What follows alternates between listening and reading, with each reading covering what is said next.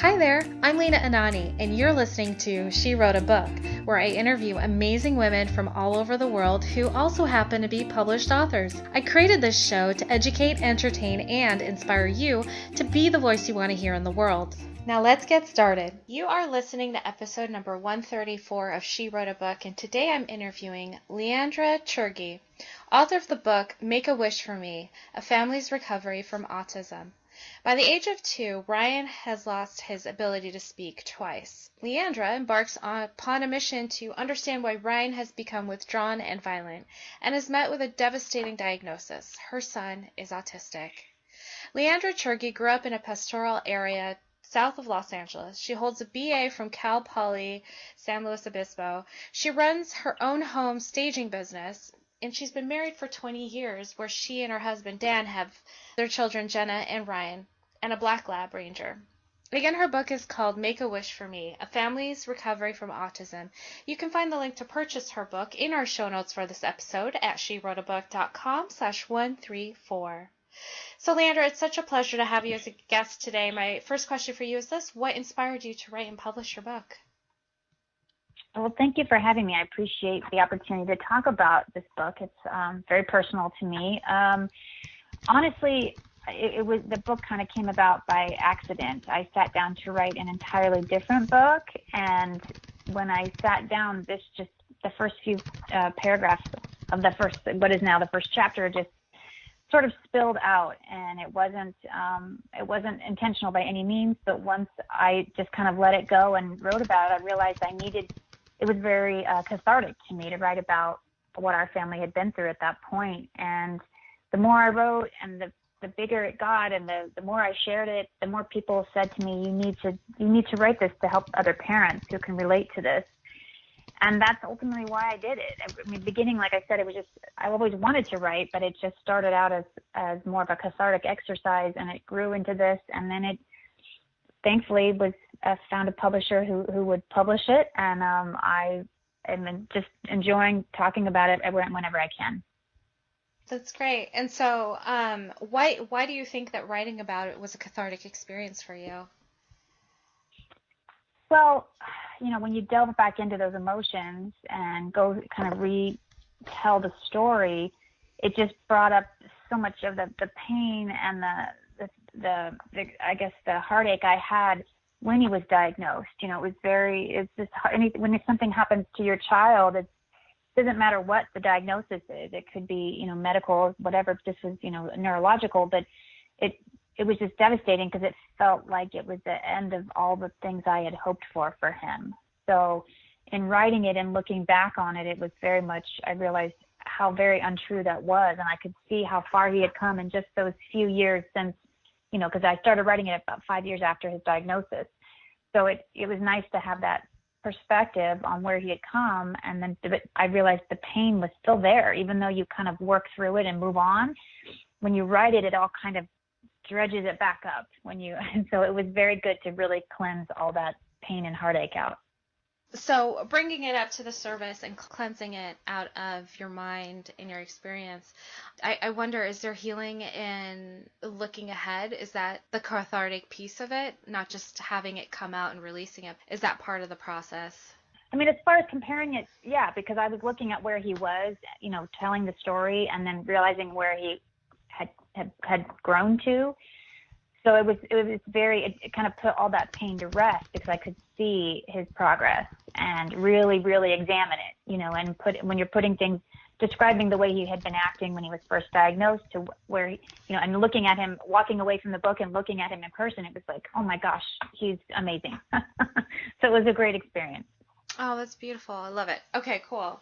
So my next question is the title of your book, Make a Wish for Me. Tell me a little bit more about that title. Is that Make a Wish for Me as in for you, LeeAndra, or is it for your son, or is it was for him. And it's about, I think the third or fourth chapter of the book, I am talking about, maybe the farther in, but it was his third birthday, I should say. And we were, he had kind of calmed down. We'd been in therapy for a few months. He was able to, tell us how he wanted things. He could point to things. He could point to a picture. So he was definitely calmed down. And so we were had a cake for him. He's blowing out a candle, and he didn't know what to do with blowing out the candle. And I told him how to do it, and he did it. But I remember when I walked away from, to go cut it for him, I thought, he doesn't understand the significance of making wishes. Like, that's something we do. I mean, I don't know about around the world, but I know as Americans, that's something I've been taught since I was a little girl. You blow out your candle, you make a wish. And I realized that he didn't know the significance of that. And I felt very sad, and I wondered if he would ever get to a point where he would understand that. And so at that moment, I silently promised to myself that I would make the wishes for him until he could do it himself. So that's where that part of the title came from. That's amazing. That's such a cool perspective. I love that. And then you talk about your family's recovery from autism in the subtitle. What's the recovery part of this process? What does that mean? Well, and it's funny because when I made the title, I didn't intend it to have the reaction it does in the autism world. There's certain things you don't say cured for sure. There is no cure for autism, but just like any brain injury or brain issue, you're never cured from it. You can recover from it. And so for years, you were shunned upon if you said cured. And so, recovered meant that you had basically you've been taken off the autism spectrum. And that's a whole nother discussion. But that is not actually how I intended it. I intended it to be our family as a unit recovered from the diagnosis and recovered from all that went along with that, the stigma, the pain, going out in public and people thinking that your son's just being a brat. He has an issue, and it's so hard to explain that to people who don't understand it. And, getting around all of that and learning how to bring him back to our world, so he could function. And that was our family as a unit. We recovered from that initial shock and diagnosis is kind of what the subtitle really means. And I think a lot of people don't understand that. That's a good point. And I think I can see that now when I look at the title. It's a family's recovery from autism. It's not saying one, the person who has autism is recovering. So I totally get that. That's good. Yeah. Awesome. And so who did you write your book for? Who did I write it for? Well, I wrote it for my family. I wanted my children to, when they grew up, to kind of know what we went through. It was pretty tumultuous when they were very young. And that was what the initial thought was just more of kind of for posterity to put this down on paper. And then I think I said this earlier, like I felt like I kept hearing the same thing from people, that this could help other families and help, who have children with autism or have been diagnosed.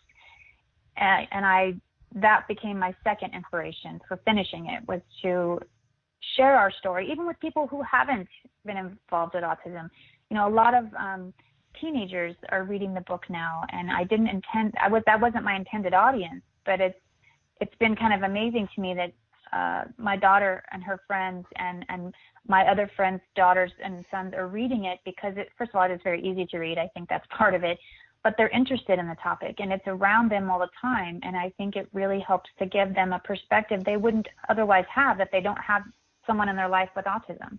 So it's been, the audience has grown, and the intention has changed as I've written it and now it's published, if that makes any sense. I'm very happy that other people are understanding autism better, and caregivers who already work with autism, a lot of teachers' aides. I've had all ranges of people read it and reach out to me and say how much they appreciated having that perspective. And that ultimately is why I wrote it. I wanted anyone to understand kind of what a family can go through when their child is diagnosed with autism. What's been one of the most most exciting review or response to your book? Oh, the most exciting. Honestly, I think it's probably just the first one in general. When you see that pop up on Amazon, it's super exciting to think. I should say one that I didn't know who it was, because your friends and family all help you out and put things on there. But the first one I didn't know who the person was. It was very exciting to hear that. I enjoy even the bad reviews. I honestly only had one that I know of. and it was someone that just completely missed the mark on the book. And you have to take your lumps, with readers. When you're putting your story out there, everyone has an opinion. But I definitely have enjoyed hearing from parents that I've never met. And a particular lady, I think her blog is Autism Mom. And she was one of the first ones to read it. And it actually came out on the day my book was officially published, which was November 10 last year. And I received the review, and it was the most touching review. And I did not know her. I'd never met her. She just read it. My publicist had sent it to her, and she read it. And it was, she got every part of it. And I don't know if that's because she is a mother as well, a mother with a child with autism. I don't know, but I love the way she described the book. And she said, I felt like I was having coffee with LeeAndra, and she was just telling me her story. And that was honestly like the best thing anyone could have ever said about my book to me. That's what I wanted. I want it to be very easy and open and honest and raw. And that's kind of what I was looking for. And she gave me that feedback. That's lovely. I love it. My last question for you is this: what do you love most about being an author? Oh, I'm a storyteller, just always have been, and I'm just happy that I finally got to do it. I have wanted to do it, honestly, since I was in second grade. I realized I wanted to be a writer, and I've moved in and out and around it for so long, and it finally took I had to do it. I had to sit down and try, and I actually got it done. So now that I've done it, it's almost like people equate it a lot to having a child, and I know that's kind of an overused pun, but it's true. It's like your book becomes your baby, and once you know how to do it, it's not so scary and overwhelming. And I know I am now starting a second book. Actually, I'm writing a fiction book, which I was super afraid of because I've never been able to do it. I sat down so many times before, and now, like I said, once you know how to kind of do it, it's a little bit easier. And so there's the National Fiction Write a Book in a Month. I can never say it, NaNoWriMo, this month. And I took on the challenge and started writing my second book, and it's great. I'm really enjoying it. I enjoy telling stories. I enjoy pouring out just deep felt emotions that I've had my whole life, and it finally feels like I have a way to make them work for me. I don't know if that makes sense, but I really just like telling stories. I like pulling at people's emotions, and I like just engaging them. That's what's the best part for me.